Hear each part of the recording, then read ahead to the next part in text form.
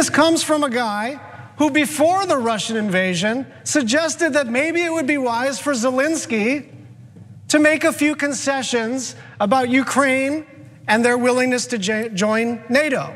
This comes from a guy who just about a month ago voted against Ukraine aid. He's saying it's going too slow. He voted no. So initially, Josh Hawley, like many Republicans and still some in right-wing media, thought, no, we have no part in this. Why would I choose sides? And honestly, if I was gonna choose a side, I would choose Russia, Tucker Carlson said many times. Well, Josh Hawley felt like he was appropriately reading the room and he didn't want any of this aid.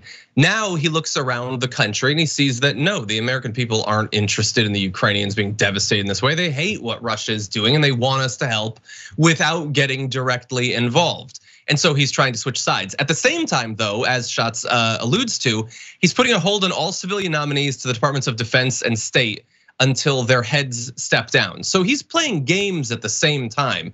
And Brian Schatz has more on that in this. He voted no on Ukraine aid, and now he has the gall to say it's going too slow.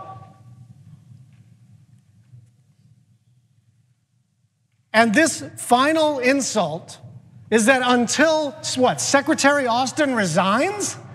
That's not a serious request. And coming from a person who exonerated Donald Trump for extorting Zelensky for withholding lethal aid.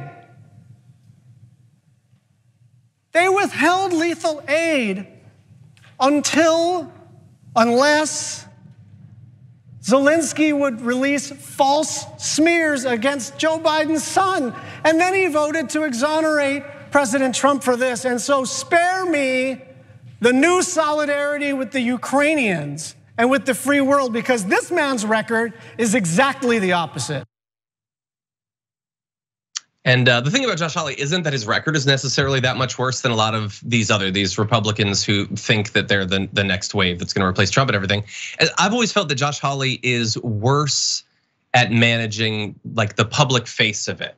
I think he like a little bit like Ted Cruz can't hide how opportunistic he is, how little there is actually inside of him. He just takes the temperature, he reads the room and uses that to decide whether it's doing the fist up, at the insurrectionist and then pretending like it's bad. And then once a few months go by, he's suddenly a fan of them again.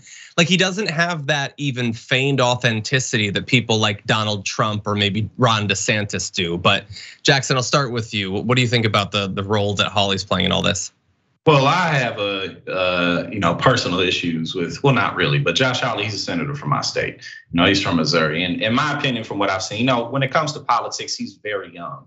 And so just like you said, he's just jumping on any type of opportunity he can to float onto the conservative culture, whether it be this or whether it be him tackling, those corners of the internet that are really focused on, masculinity and what it means to be a man and a woman in this country from a conservative point of view. And then just his whole America First campaign, and all you got to do is flip the mugs over and it says made in China on the bottom. So I mean, absolutely, he's not even slick. And he's from Ivy League schools, but in my opinion, he's really not that good at what he does. He's just a young guy in the conservative movement. Yeah, Jordan. Yes, Hawley in everything he stands for and talks about is so hollow. Whether it's his populism or now his foreign policy, it's all an absolute charade. I wouldn't be surprised if he did a 180 and ended up endorsing Eric Greitens later in the election. Like that's just, he stands for nothing. Mm-hmm. But one thing I do want to point out, and this is something that really irks me, is the use of the term lethal aid that we saw from Schatz. Like, he's talking about weapons, to be clear. And I really recoil at this Democratic, rebrand of munitions and weapons transfers to other country as lethal aid. It's ultimately an effort to continue to fund and support the military-industrial complex, but in a new, hip, acceptable way. So I really want people to think about this term and how often we've been seeing it lately. Lethal aid is just weapons. Yeah, personally, I'm offended because I don't think it cloaks what it's doing well enough. I think we should refer to any bullets we send as body ventilators. I think, it's absolutely. What is lethal aid? Is it like we send peanut butter sandwiches to people we suspect might be allergic? Like, what does that mean? Of course, we know. No, it's stingers. It's a sandwich It's like it's a sandwich, but there's like a big stick of dynamite in the middle. So there's like an aid component. That might work on Daffy Duck. I don't think it's working on them. What is it? A sandwich? It's one of those chips, the one chip challenge. Anyway, no, it's ridiculous. So thank you for pointing out the ongoing propaganda. But behind all of this, while they're going back and forth and everything, there have been a few things actually passed. So in the last day, the House passed a trade measure to remove normal trade relations with Russia by a vote of 420 to 3. I couldn't take looking at the 3 because I already suspect so strongly that I know who they are, but we're moving on. An energy ban in terms of importing energy from Russia, 413 to 9, and you do know those 9. Biden has already taken executive action to ban Russian oil, liquefied natural gas, and coal to the US, and called in Congress in March to do the other part of this, the favored trading status. But that's not all. The Biden administration also earlier this week announced a new round of targeted sanctions, banning future direct US investments in Russia and imposing penalties directly on family members of Vladimir Putin and other top Russian officials. The US also, with other group of 7 industrial nations and the EU, imposed blocking sanctions on Sberbank, Russia's largest financial institution, and Alfa Bank, its largest private bank. And this is on top of already multiple rounds of sanctions that we've instituted before and after the invasion, sanctions that the EU and other powers have also put into effect. So we already knew that a lot of damage was being done. Their stock market was shut down for multiple weeks. Their currency was hit really hard. And now even more is coming. In some cases as a result of, well, at least ostensibly as a result of the massacres in places like Bucha and others. But the most recent attacks will probably only put more fuel on that fire. Yeah, I think that this goes back to what I said before about as long as Putin stays in, they're just going to sanction everything they possibly can, because now it's become trendy, really. I mean, you know what I'm saying? And it really has in a lot of ways. I mean, like Russian athletes are being barred from participating in different tournaments around the world. So it's like it's become and here he is, while we just saw this footage of him bombing innocent civilians, saying that but these sanctions, they're going to cause people to starve, and it's like there's nothing left to sanction, and he's still there. You know what I mean? So like. There's studies on the effectiveness of sanctions, specifically in regards to autocrats. And everything the United States did first really didn't touch or affect Putin directly. They should have done this first. And that said, the amount of oil we actually import from Russia is marginal. But this is his money, right? He makes a ton of money in oil. He has a ton of money in oil. This would have directly impacted him immediately, and they should have done that.